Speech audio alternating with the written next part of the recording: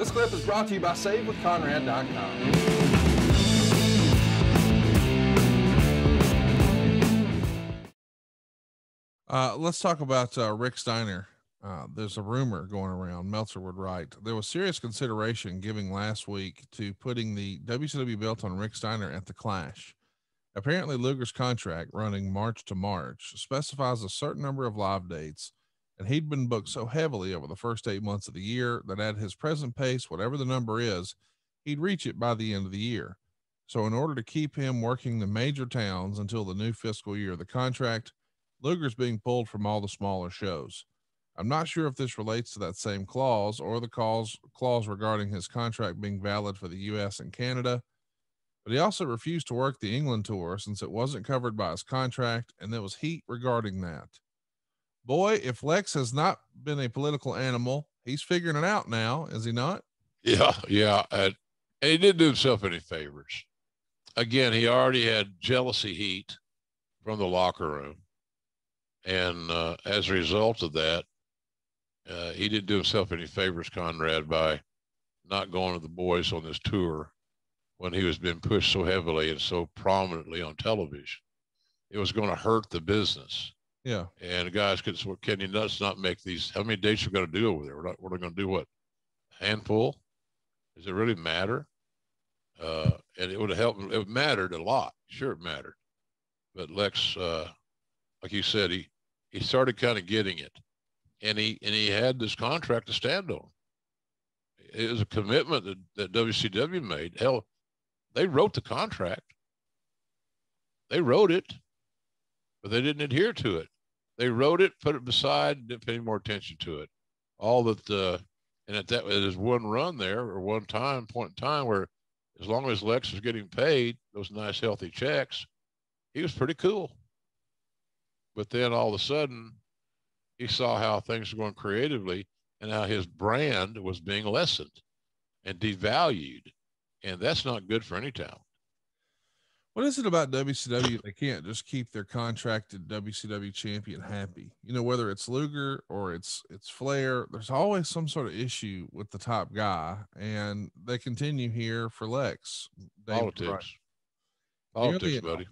Nearly an ultimate disaster on Monday as Lex Luger quit the promotion in protest because WCW fired Harley Race.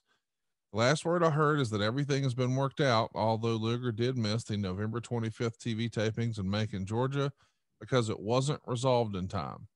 So 2 points here. Do you remember A, why WCW let Harley Race go? And B, why was Lex so hot about it? Well, he felt Harley was an ally. Yeah. And what better mentor could a wrestler have in Lex's skill level and his age, his experience level, than Harley Race, who had done it all, seen it all, had worked as a traveling NWA champion, had worked with every ham and egger that got over to the little territory. And the little territory got so many dates on the champion a year. And Harley had to come in and make these guys look like they're came this close to becoming a champion. And hence, that's why so many Broadways were ongoing. The local guy could not be beat. He's not going to win the title. They want you to think he's going to win the title, but that was up to Harley. So Harley was this savant. Harley had it. He had it. I think Lex found somebody that he could depend on and rely on that wasn't so political. And so I think that was the reason for it. I admire Lex for standing up for Harley. And I'm assuming that the reason that Harley got cut at that time was financial. It wasn't like he's making $1 million a year. Right. But it's just a matter of looking at the losses and all that stuff and who's expendable, who isn't. Well, really, Harley wasn't expendable, but a lot of guys thought so apparently. And it was just not a good deal. I thought it was a bad decision, quite frankly. You can't get too many Harley Races on your roster in your locker room. He helps other guys. And so I'm but I'm a Harley Race fan. I'm not real objective there. But I didn't see any reason that you get rid of one of the greatest wrestlers of all time who can coach and mentor and not bullshit. And maybe that was the reason he got let go, because he knew more about the business than most anybody in our company, and he wasn't going to be bullshitted. And if Luger's his guy, and the better Luger did, the better Harley did, then Harley was going to make sure he tried to protect his investment. And I think Lex saw that as well. So it was just not smart. You know, can you just leave it alone? We're getting close with Luger, Conrad. We're getting close here. He's getting more settled. He's more comfortable with Harley. And all of a sudden, well, let's screw this up again. What can we do? Oh, I know. Let's just fire Harley. That'll piss Lex off. I don't know if that thought process actually was in place, but it sounds like it was. Well, it's coming to a head here. We should mention Sting and Lex win the Lethal Lottery respective battle royals and meet in a singles match to end Starrcade. And then Sting tosses Lex Luger out to begin their real build to their singles match at Super Brawl 2. But on the way there, something happens. According to the Observer, Lex Luger officially gave notice to WCW that he'd be finishing up at the February 29th pay-per-view show. Luger's 3-year contract with WCW expires March of 93, but he's expected to be given a limited release, which would allow him to wrestle during the final year of his contract in Japan, but not in the U.S., which would legally put a block on him going to the WWF until spring 93. Luger isn't scheduled to work any house shows or television tapings for the remainder of this month. I don't have details on February scheduling it, although it would be expected Luger wouldn't work any house shows except Milwaukee, but he would work some TV tapings for shows that would air prior to the pay-per-view. This lends to the rumor, which was emphatically denied by Vince McMahon, that Luger was quitting his estimated $600,000 a year contract and base salary.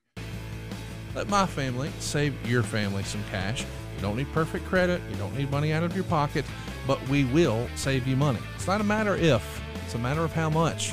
SaveWithConrad.com. And a $25,000 pay-per-view event bonus to join the World Bodybuilding Federation for 1 year, and then have a wrestling angle shot and segue into the WWF.